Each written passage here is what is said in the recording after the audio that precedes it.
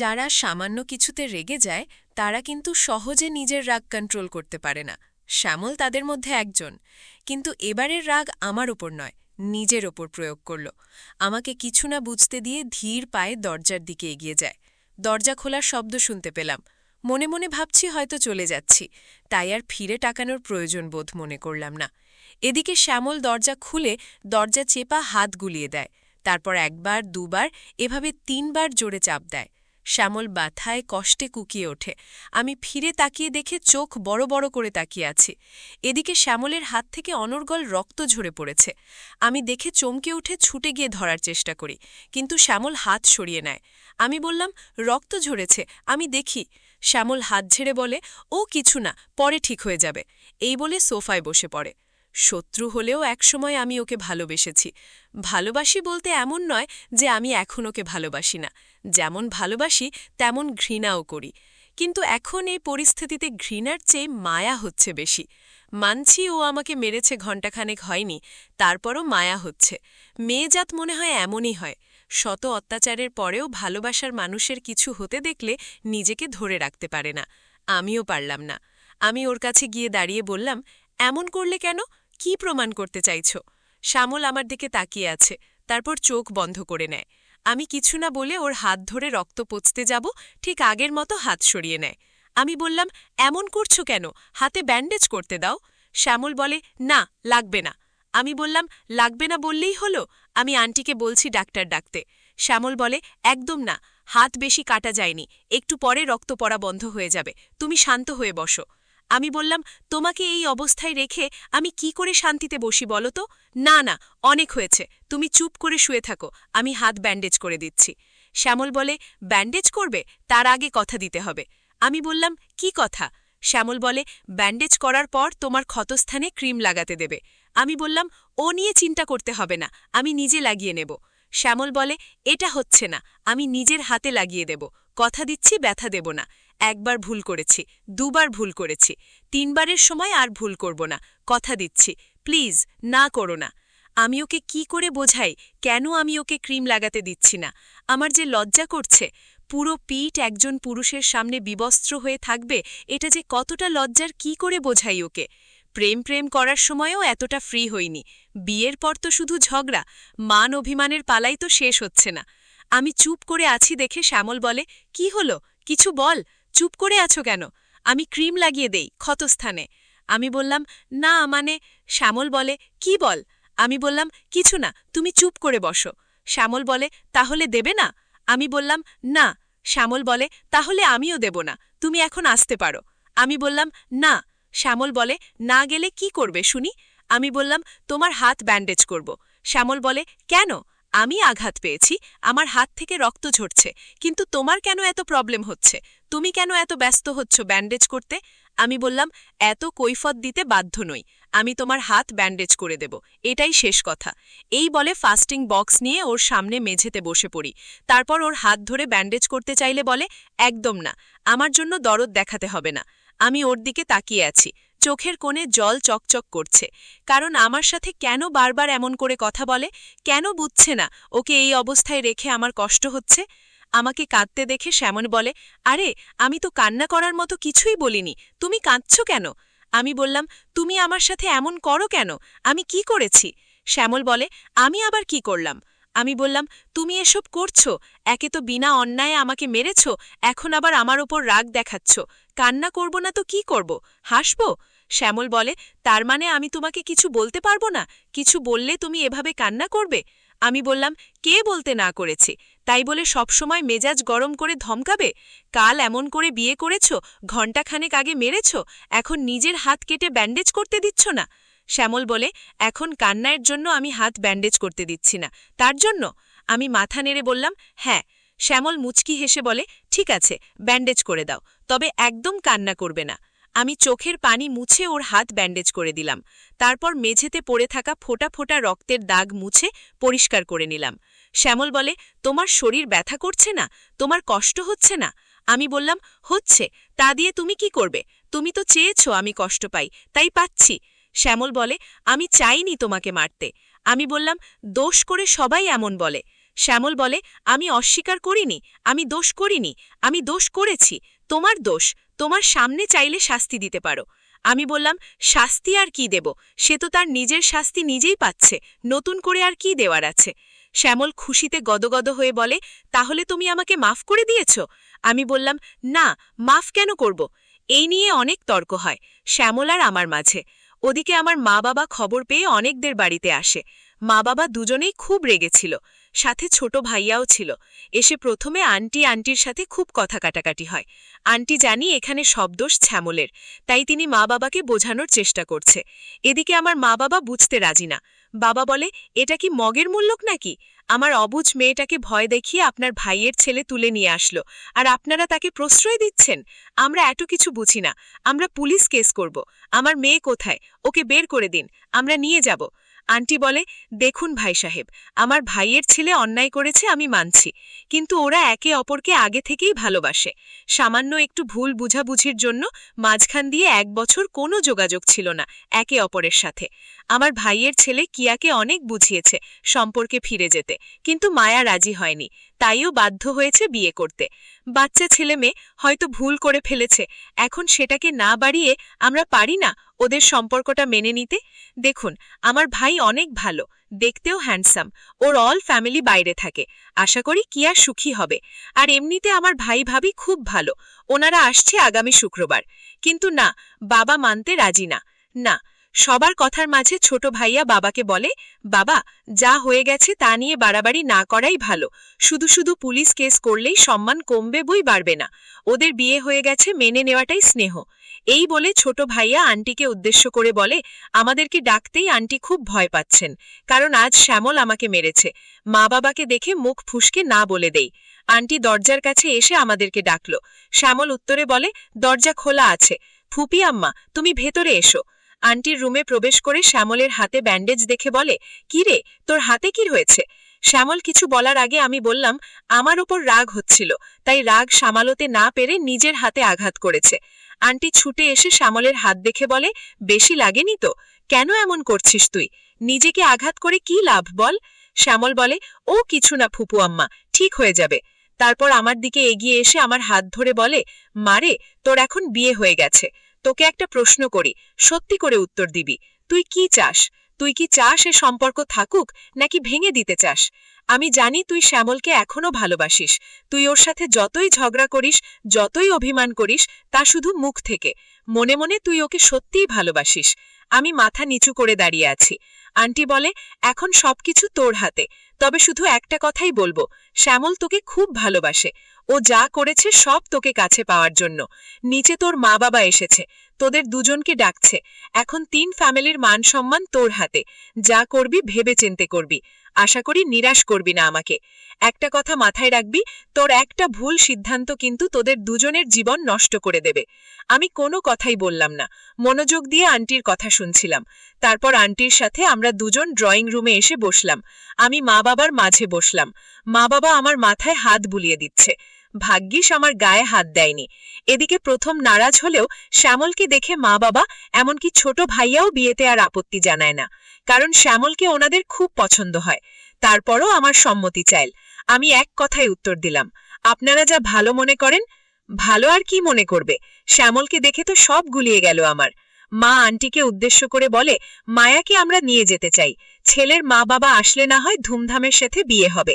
Aunty বলে, তাতে কোনো সমস্যা নেই, কিন্তু আমি মনে করি মায়া এখানে থাকলে ভালো হয়, কারণ বুঝতেই পারছেন এদের দুজনের মাঝে এখনো মান অভিমান চলছে।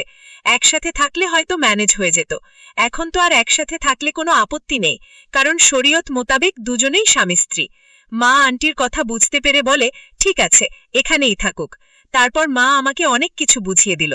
আমি মনে মনে ভাবছিলাম শ্যামল আমাকে মেরেছে সেটা বলবো, কিন্তু শ্যামলর করুণ মুখ দেখে আর বলতে পারিনি। এটাই হয়তো মনের টান, ভালোবাসার মায়া, তাই হয়তো শ্যামলকে সবার সামনে ছোট করতে পারিনি। ওই দিন মা বাবা চা নাস্তা করে বিদায় নিল, আমাকে এখানে রেখে মা বাবা চলে যায়। চলে যাওয়ার পর আন্টি বলে, মায়া, ঠিক সময় সঠিক সিদ্ধান্ত নিয়েছিস, আমি অনেক খুশি হয়েছি। আমি বললাম, আমি তো কিছুই করিনি আন্টি, আমি তো সবকিছু ওনাদের ওপর ছেড়ে দিয়েছি। শ্যামল বলে, সবকিছু আমার রূপের কামাল, আমাকে দেখে সবকিছু সমাধান হয়ে গেল। মেয়ের জামাই হিসেবে তাদের পছন্দ হয়েছে, তাই তো কোনো টু শব্দ করেনি। আল্লাহর কাছে শুক্রিয়া, যিনি আমাকে এত সুন্দর করে বানিয়েছে। শ্যামলোর কথা শুনে আন্টি হো হো করে হেসে উঠে বলে, শুনেছিস ছেলের কথা, পাগল একটা। এই বলে আন্টি আমাকে বলে, দুজনের মাঝে সব কিছু সমাধান করে নে, এভাবে রাগ অভিমান করে থেকো না, যা এবার রুমে যা। শ্যামলকে বলে, তুই ওর পিঠে ক্রিম লাগিয়ে দিয়েছিস? শ্যামল বলে, না দিলে কি করে লাগাবো, আমাকে তো ছুতেও দেয় না, দেখো তুমি লাগাতে পারো কিনা। আন্টি বলে, এসব আমার দ্বারা হবে না, আর হলেও আমি করব না, তোর বউ তুই সেবা কর, এতে ভালোবাসা বাড়ে, বুঝলি মদন? শ্যামল বলে, আমি বুঝি কি করব, ও তো বোঝে না। আন্টি বলে, হয়েছে, নিজের হয়ে সাফাই দিতে হবে না, এখন বৌমাকে নিয়ে রুমে যা। তারপর আমাকে বলে, জামা ক্রিমটা লাগিয়ে নে। আমি বললাম, আমার ক্রিম আমি নিজে লাগিয়ে নিতে পারবো, কারো সাহায্য লাগবে না। এই বলে আমি রুমে চলে এলাম। শ্যামল আন্টিকে বলে, ফুপি আম্মা আমি আসছি, এই বলে আমার পিছে পিছে রুমে চলে এলো। আসা মাত্রই দরজা লাগিয়ে দিল। আমি বললাম, তোমার কি আর কোনো কাজ নেই? শ্যামল বলে, কেন, কি হয়েছে? আমি বললাম, আসা মাত্রই দরজা লাগিয়ে দাও।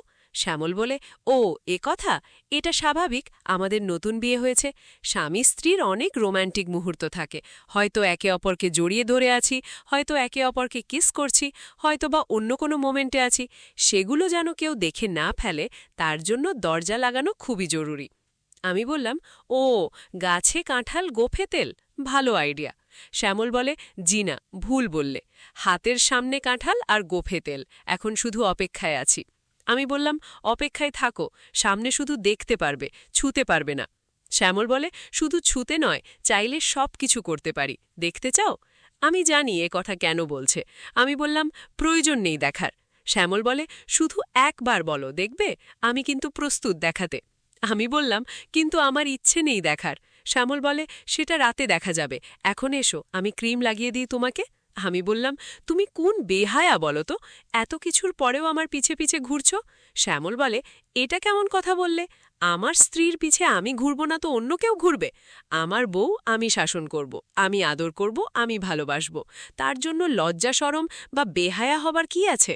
আমি বললাম, তুমি ভালো না, তুমি আমাকে মেরেছ, আমার খুব লেগেছে, খুব কষ্ট দিয়েছ। শ্যামল বলে, যা হয়েছে সব তোমার জন্য হয়েছে, ডিভোর্সের কথা বললে কেন? তুমি ভাবলে কি করে আমি তোমাকে ডিভোর্স দিয়ে দেব? তোমাকে ছাড়তে যদি হতো তাহলে বিয়ে করলাম কোন দুঃখে? তুলে নিয়ে গিয়েছি, এক রাত ইউজ করে না হয় ছেড়ে দিতাম, শুধু শুধু বিয়ের ঝামেলা করে মাথার উপর বোঝা বানাতাম না। আমি বললাম, কি, এক রাত ইউজ করে ছেড়ে দিতে, বিয়ে করতে না? আবার বলছো বিয়ে করে মাথার বোঝা বানিয়েছ? আমি তোমার কাছে বোঝা? তুমি বিয়ে করলে কেন? কে বলেছে বিয়ে করতে?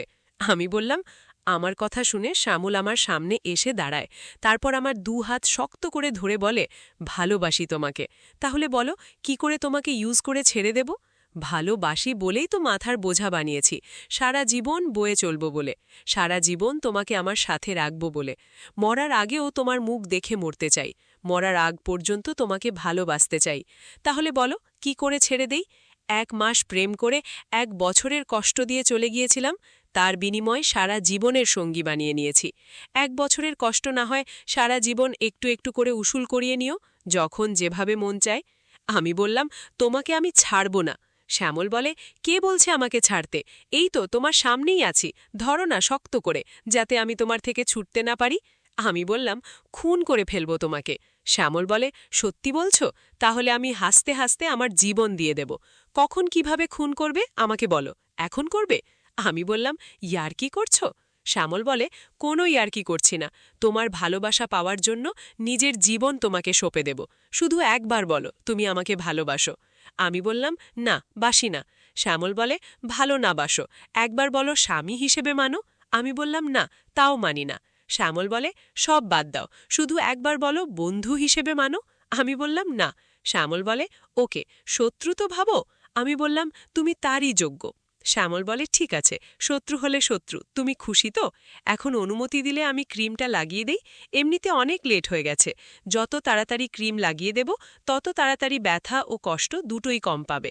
আমি বললাম, না, আমি নিজে লাগিয়ে নেব। শ্যামল বলে, অনেকক্ষণ ধরে তোমাকে অনুরোধ করছি, সমস্যা কোথায় বলো তো? আমি বললাম, কিছু না। শ্যামল বলে, আর কোনো কথা শুনতে চাই না, খাটে শুয়ে পড়ো, আমি ক্রিম লাগিয়ে দিচ্ছি। আমি তারপরও কথা শুনছি না, ঠাই দাঁড়িয়ে আছি। শ্যামল আমাকে জোর করে টেনে নিয়ে গিয়ে খাটে বসিয়ে দেয়। তারপর আমার শাড়ির আঁচল সরিয়ে দিতে চাইলেই আমি বললাম, ক্রিম না লাগালেই নয়। শ্যামল বলে, না লাগালে ঘা কি করে শুকাবে শুনি? আমি লাজুক মুখ নিয়ে বললাম, আসলে আমার লজ্জা করছে। শ্যামল বলে, এজন্য এতক্ষণ দিচ্ছ না ক্রিম লাগাতে? আমি বললাম, হুঁ। শ্যামল বলে, আমি আরও মনে করেছিলাম অভিমান করে তুমি দিচ্ছ না ক্রিম লাগাতে। এখন দেখছি তার উল্টো। এই ডিজিটাল যুগে মেয়ে হয়ে তুমি লজ্জা পাও স্বামীর কাছে? এটা কোনো কথা? জাস্ট তুমি ভেবে দেখো, স্বামী স্ত্রী হয় বন্ধু, সেখানে লজ্জা? তুমি একটা কাজ করো, চোখ বন্ধ করে রাখো, তাহলে আর লজ্জা লাগবে না। আমি বললাম, আমি চোখ বন্ধ করব মানে? আমি চোখ বন্ধ করে ফায়দা কি? চোখ তো তোমার বন্ধ করা উচিত, তুমি চোখ বন্ধ করো। শ্যামল বলে, আরে আমি চোখ বন্ধ করলে বুঝবো কি করে ক্রিম কোথায় লাগাচ্ছি? আমি বললাম, তাহলে থাক, লাগাতে হবে না। শ্যামল বলে, আচ্ছা, সামান্য ক্রিম লাগাতে চাইছি বলে লজ্জা পাচ্ছ। রাতে যখন এক বিছানায় দুজন থাকব, তাও আবার একে অপরকে জড়িয়ে, তখন লজ্জা লাগবে না? রাতে যখন কিস করব, তখন লজ্জা লাগবে না? আমি বললাম, আমার এই অবস্থার মাঝে তুমি এসব করার চিন্তা করো? শ্যামল বলে, আরে আমি তো উদাহরণ দিচ্ছিলাম মাত্র, করলাম কই? আগে তুমি সুস্থ হও, তারপর দেখা যাবে। এখন প্লিজ এমনটা করো না, আমাকে আমার কাজ করতে দাও। এখন চুপ করে বসো। আমি আর বাধা দিলাম না, কারণ রেগে গেলে আবার আবার কি করে বসে ঠিক নেই। আমি চোখ বন্ধ করে বসে রইলাম। শ্যামলও শাড়ির আঁচল সরিয়ে দিয়ে ক্রিম লাগাতে থাকে।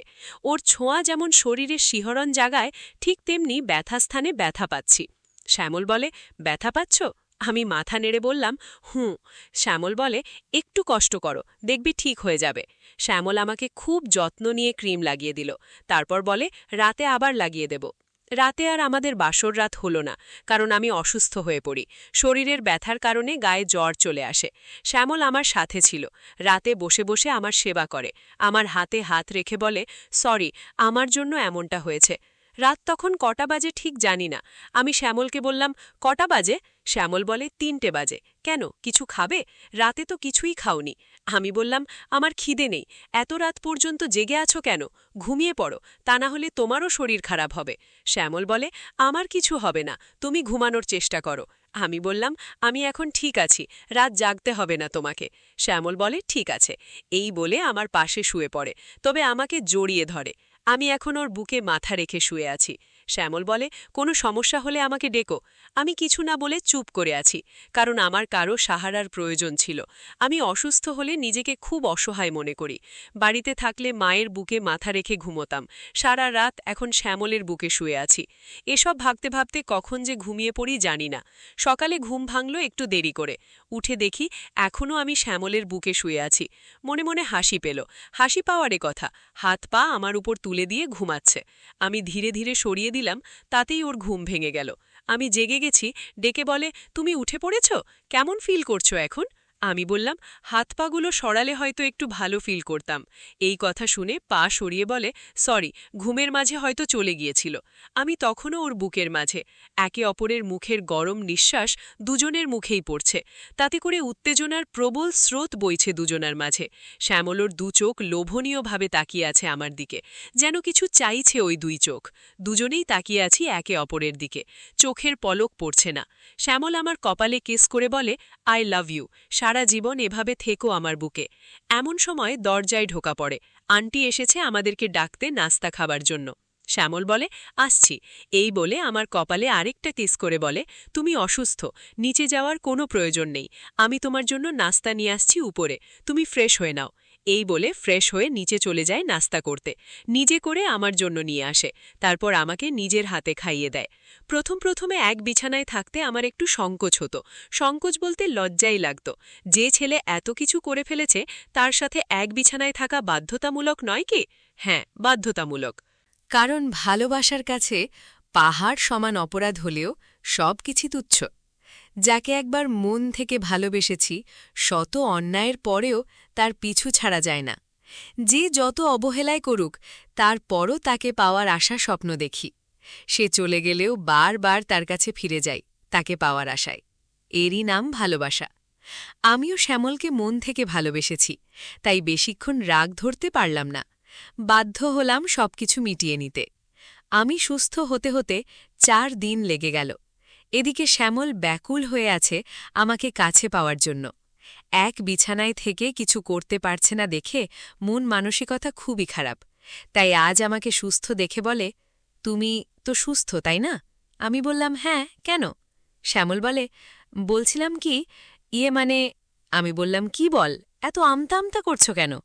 শ্যামল ছুটে এসে আমার হাত ধরে বলে, মানে বলছিলাম কি, দিনে যেমন তেমন রাতে আমার খুব কষ্ট হয়। এক বিছানায় দুজন পাশাপাশি থাকি, অথচ তোমাকে একটু ভালোবাসতে পারি না। আদর করতে ইচ্ছে করে, তোমাকে বুকের মাঝে লুকিয়ে রেখে ভালোবাসতে ইচ্ছে করে। বলছি কি, আজ দেবে? আমি বললাম, এ কেমন কথা বলছো তুমি?